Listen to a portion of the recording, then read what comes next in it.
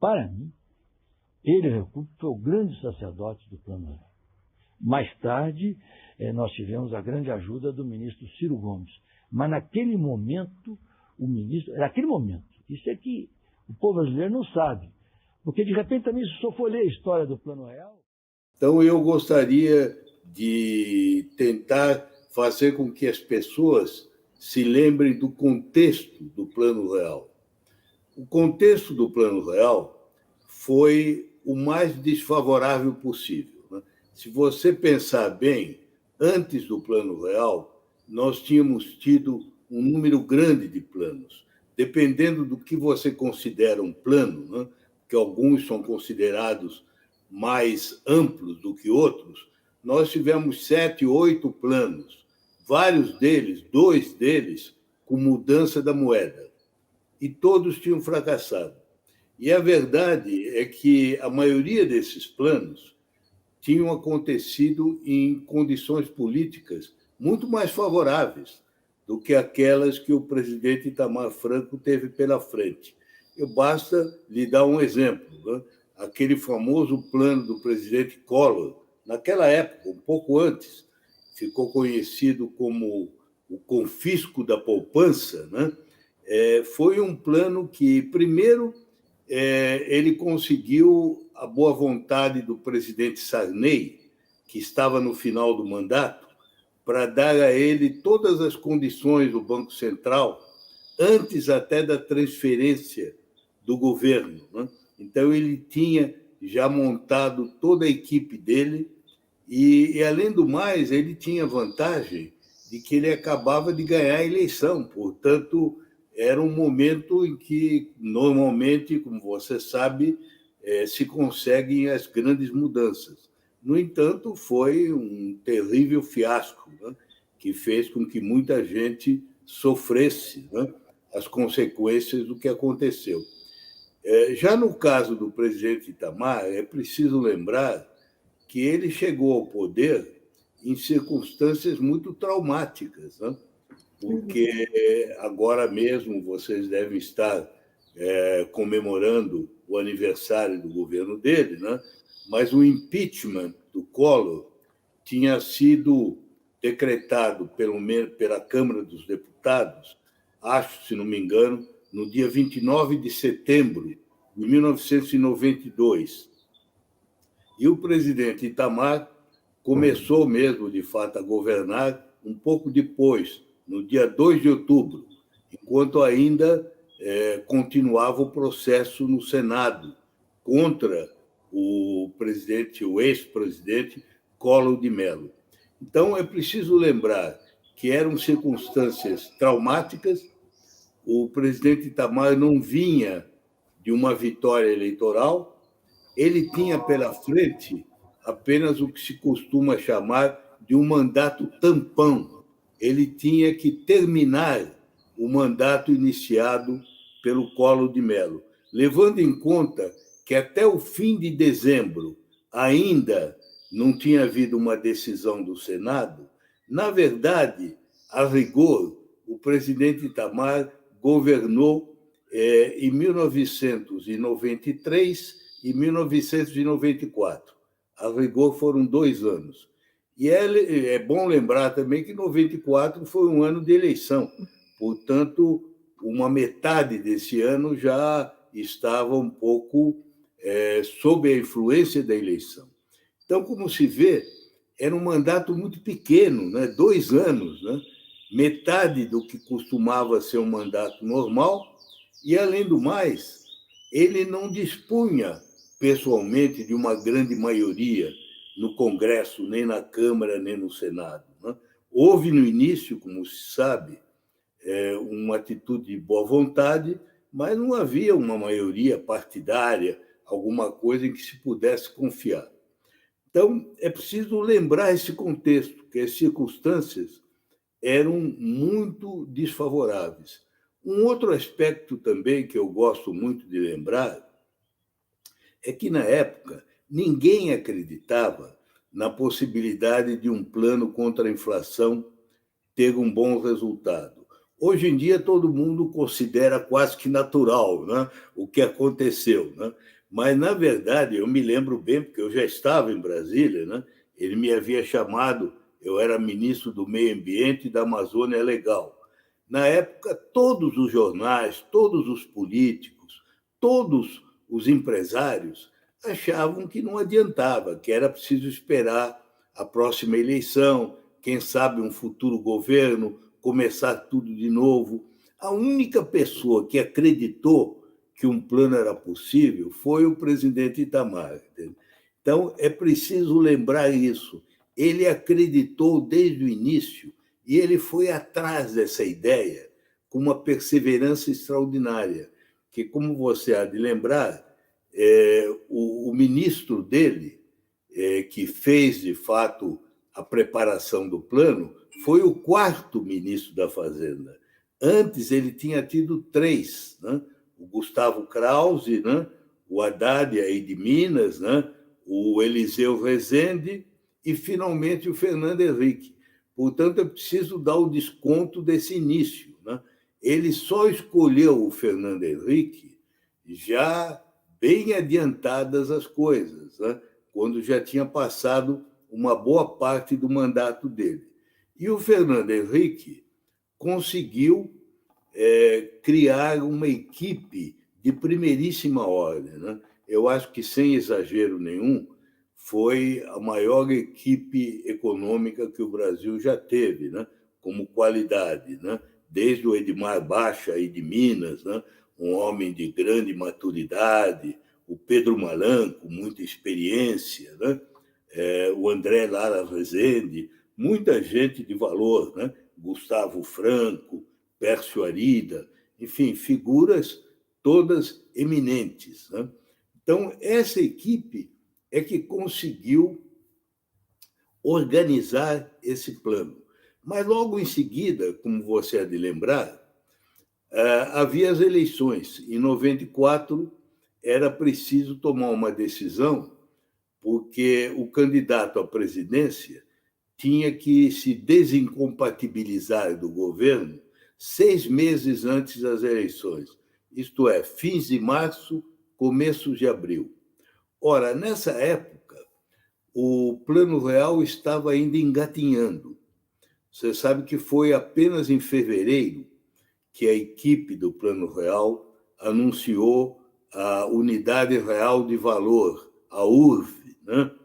E, na verdade, para você ver como foi bastante demorado, a medida provisória com a URV foi assinada no dia 1º de março de 1994.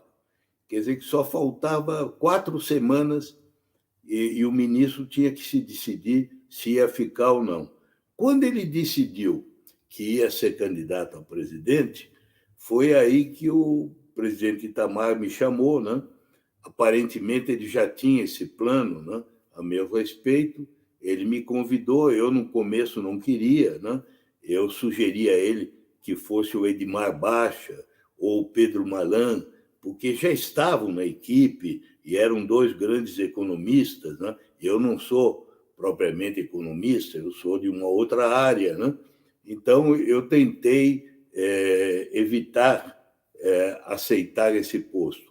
Mas ele insistiu, me disse que eu era a única alternativa, porque ele queria alguém que não fosse propriamente da equipe do Fernando Henrique, alguém que fosse escolhido por ele mesmo. Né? Eu até compreendo, a ideia dele era essa, né? Alguém que devesse o cargo a ele. Eu, então, perguntei a ele, eu conto essa história a vocês, porque pouca gente sabe, na verdade, era só eu e ele que estávamos juntos. Não havia nenhuma testemunha. Nesse dia, sabe, em que ele me convidou, ele me levou lá no gabinete dele, ele tinha um lugar que ele ficava, às vezes, numa espécie de um quartinho, que ele tinha uma cama, uma mesa, com uma imagem de Nossa Senhora Aparecida e uma imagem de Santa Teresinha de Jesus, né? De que ele era devoto. Né? E, às vezes, quando ele era obrigado a ficar muito tempo no palácio, ele descansava umas horas lá. Então, ele me levou para aquele cantinho, para ninguém estar perto. Né? E, nessa hora, quando ele me disse isso tudo, né? E eu finalmente disse a ele, bem, o senhor sabe, eu sou funcionário público, o senhor me dá uma ordem que eu cumpro, o que é que o senhor deseja que eu faça? E aí estou lhe contando essa história para mostrar como ele tinha ideias claras. Né? Porque ele me disse, olha, eu só quero que o senhor faça duas coisas, que o senhor realize, execute esse plano com a equipe que está aí, as duas condições. Aí eu disse a ele, olha, isso eu acho uma maravilha, porque o diplomata, assim como o militar, nada ele deseja tanto como instruções claras. O senhor acaba de me dar instruções claras. Né? O senhor não me pede para mudar nem a equipe, nem o plano. É executar o plano com a equipe. Né? E aí, então, eu comecei a trabalhar para preparar o lançamento da moeda. Você sabe que, na época, não havia nem data. Né? Fomos nós que, junto, o presidente Itamar e eu, que decidimos que ela tinha que ser lançada o quanto antes. Né? E o quanto antes era o mínimo 3 meses. Então, marcou-se o dia 1º de julho de 1994. Então, eu acho interessante que a nossa conversa esteja a ocorrer justamente nos dias do lançamento, porque nós escolhemos uma sexta-feira, que era dia 1º de julho, foi decretado feriado bancário, e foi dia 1º, dia 2, que era sábado, e dia 3, que era domingo. Era o início, né? Depois continuaria durante um mês para a mudança do dinheiro. Para quem tiver curiosidade, basta entrar na internet, colocar, né, lançamento do real em Brasília, 1º de julho, vai ver a fotografia do presidente Itamar junto comigo. Nós estamos numa agência da Caixa Econômica Federal, no Planalto, na agência do Planalto. Estamos mostrando que tanto ele em primeiro lugar, ele trocou algum dinheiro, e eu, logo em seguida, troquei também algum dinheiro e mostramos ao público, né? A televisão gravou mostrando ao público aquela mudança da moeda. Você sabe, eu, naquele dia, fui ver as agências bancárias, eu fui a vários lugares, Taguatinga, perto de Brasília. E posso dizer a você que foi uma coisa maravilhosa, porque foi uma operação complexa ao máximo. Né? Se você imaginar, o nosso país é um continente. Nós tivemos que mandar a moeda nova, às vezes com antecedência de mais de um mês, porque havia lugares no interior do Amazonas, do Acre, que só se podia chegar de canoa. Entende? Então, foi uma operação. Você sabe que muitos anos depois, eu, quando visitei Bruxelas, o comissário encarregado da mudança da moeda europeia, porque os europeus só mudaram o euro depois de nós, né? Eles só adotaram o euro no ano 2000. Né? E ele me contou que eles tinham se inspirado no nosso exemplo, que era o único caso que havia no mundo de uma mudança de moeda num continente, né? Com muitos países, né? No nosso caso, até maior do que a Europa. Né? O nosso território era maior, né? E mais complicado que lá, porque lá eles não precisam ir de canoa, né? Para ir a lugar nenhum. Né? Eles têm bons transportes para todo lado. Né? Então, ele disse, olha, nós estudamos a experiência de vocês, porque você sabe que não houve um incidente, não é nada. Né?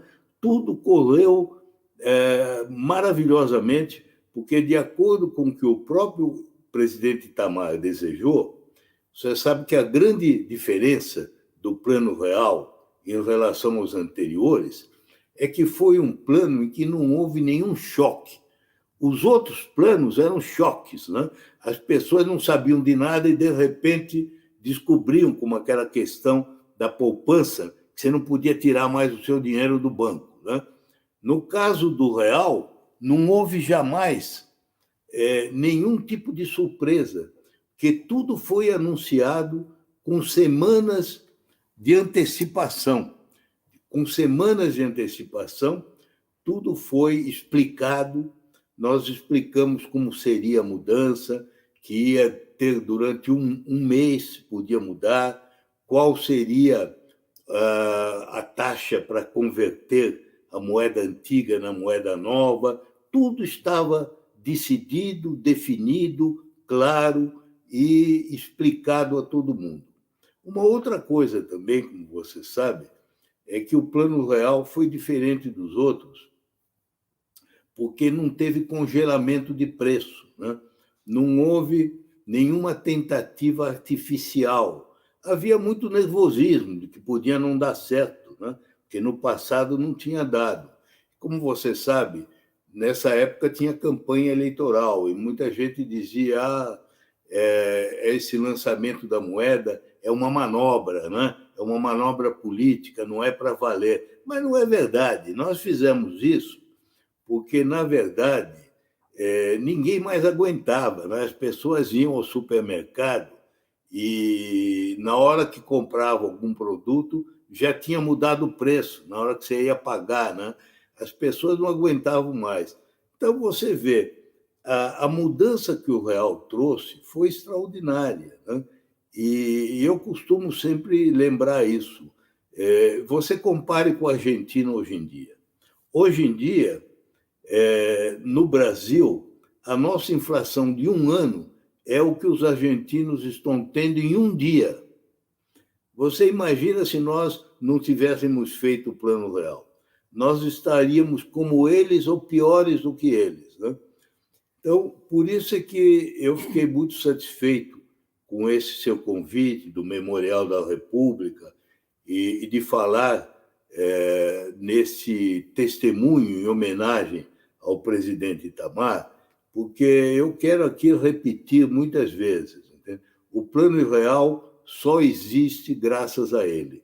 É claro que foi uma obra coletiva, né? Muitos se empenharam, o Fernando Henrique Cardoso teve um papel importante, os membros das equipes foram muito importantes, o Banco do Brasil, o Banco Central, todos ajudaram, né? Uma outra participação muito ativa foi a do povo brasileiro, né? Você sabe que o povo brasileiro ajudou, ele queria acreditar que ia dar certo. Então, as pessoas acreditavam. Eu até conto a você um episódio interessante. Quando faltavam 3 dias para o lançamento da moeda, veio me visitar uma delegação da CUT, né? o sindicato, a grande união sindical do PT. Né? O PT não, mas a CUT veio, era até chefiada por esse deputado Vicentinho. Né? E eles me disseram que eles iam lançar uma campanha contra o real, uma campanha em praça pública, que eles não acreditavam. Você sabe que tinha muita gente que era contra, né? Eles não acreditavam, e eles tinham até um slogan engraçado, sabe? Eles diziam assim: parece real, mas é um pesadelo, né? Eu disse a eles, sabe? Eles estavam todos numa mesa, eu coloquei todos numa mesa e eu estava sozinho do outro lado. Eu disse: olha, eu acho que vocês vão quebrar a cara, vocês vão ficar falando sozinhos, porque o povo brasileiro, o povo que depende de salário mínimo, que quando recebe o salário derrete no bolso, ele vai acreditar na moeda, ele não vai duvidar. Então, vocês vão se desmoralizar. Por que vocês não nos apoiam? Eles não queriam, por razões políticas, né? Não apoiaram. Mas você vê, a imensa maioria do povo nos deu apoio e foi por isso que deu certo. Então, por isso é que eu queria dizer a você, com muita convicção, entende? Embora haja muitas pessoas que contribuíram, a contribuição do presidente Itamar é a única que eu posso dizer que é decisiva. Por quê? Porque ele é que tinha o poder político, entende? Se não fosse ele, não teria existido Fernando Henrique como ministro da Fazenda e muito menos como presidente. Foi ele que tornou possível esse caminho. Foi ele que abriu o caminho ao que se fez. Os outros ajudaram, é claro. Eu também dei minha parte, o Ciro Gomes, né? Você lembrou as mudanças que houve depois, até agora, né? O Banco Central está tentando impedir que a inflação se agrave. Agora, felizmente, ela já está caindo, né? Já houve recentemente essa decisão do Conselho Monetário. Aliás, uma coisa interessante para te dizer é que esse Conselho Monetário atual, que só tem 3 membros, ministro da Fazenda, ministro do Planejamento, presidente do Banco Central, foi criado pelo presidente Itamar, porque fui eu que levei a ele, no dia em que nós íamos lançar a medida provisória da moeda, portanto, na véspera do dia 1º de julho, eu levei a ele o plano. No início era um plano que tinha muitos funcionários do Banco Central e do Ministério da Fazenda. E ele não quis. E no final nós ficamos só com esses 3 nomes, né? Porque são os 3 nomes dos que têm um compromisso com a estabilidade da moeda. Então foi ele que criou. Então, como você vê, dele é que dependia a decisão política. E ele não só tomou, como ele perseverou, né? Durante o tempo todo, do começo ao fim do mandato, ele perseverou nessa busca da estabilidade. Então, nós hoje temos que dar graças a ele, porque nós gozamos dessa estabilidade, né? Faltam outras coisas ao Brasil, né? O Brasil até agora não conseguiu fazer, por exemplo, o complemento do Plano Real, que seria ter uma norma de gastos fiscais que faça com que o Brasil não se endivide demais, né? Não tenha gastos excessivos.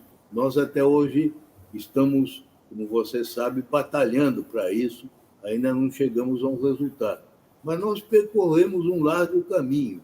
Nós, hoje em dia, estamos quase há 30 anos, graças a essa estabilidade que nos proporciona a moeda. Então, eu diria a você que essa foi uma contribuição maior dele, mas não foi a única, sabe? Porque eu gosto também de dizer o seguinte: as pessoas esquecem que o presidente Itamar, embora tenha governado pouco mais de 2 anos, e como eu lembrei, no começo não era nem um governo seguro, porque o processo do impeachment não tinha terminado, né? Ele só terminou em 31 de dezembro, né? Quando o Collor renunciou, né? E o Senado nem aceitou, né? Mas, embora ele tenha governado só 2 anos, ele não só resolveu o problema da hiperinflação, porque a inflação no Brasil vinha há 40, 50 anos, né? Cada vez se agravando mais. Você sabe que, nessa época, as pessoas já tinham perdido a memória da estabilidade da moeda. Ninguém acreditava que o Brasil ia voltar a ter uma moeda estável, né? As pessoas até achavam que nós éramos incapazes, era uma espécie de maldição, né? Que o brasileiro nunca seria capaz de ter uma situação de estabilidade monetária, né? Então, ele não só resolveu isso, como é preciso lembrar outras 2 grandes conquistas. A segunda foi a dívida externa, que a dívida externa vinha dos militares. Foi resolvida em definitivo no governo dele. O negociador era o Pedro Malan, né? Que era o presidente do Banco Central, e foi no governo do presidente Itamar que se resolveu em definitivo o problema com os bancos. E, olha, nós fomos o único país que conseguiu isso sem ter acordo com o Fundo Monetário Internacional. Nós não tínhamos acordo. Portanto, nós fizemos isso sozinhos, sem ajuda do Fundo Monetário. E a terceira grande conquista, queria dizer a você, é que ele elegeu o sucessor, né? Para dar continuidade a isso tudo, né? Coisa que, como você sabe, nem sempre acontece, né? Ele conseguiu. Então, o governo dele foi excepcionalmente de êxito, apesar daquilo que eu disse no início, que ele começou em circunstâncias muito difíceis. Portanto, é por isso que eu queria te dizer que é um grande prazer, uma alegria minha, como alguém que tem uma grande gratidão por ele, né? Por ele ter me confiado essas funções. Você sabe que ele me chamava um pouco de o sacerdote do real, que eu estava sempre pregando, né? A necessidade do real, mas eu tenho muitas saudades e tenho um preito de gratidão, né? E de fidelidade a ele, por essa grande contribuição que ele deu à história do Brasil. Viu?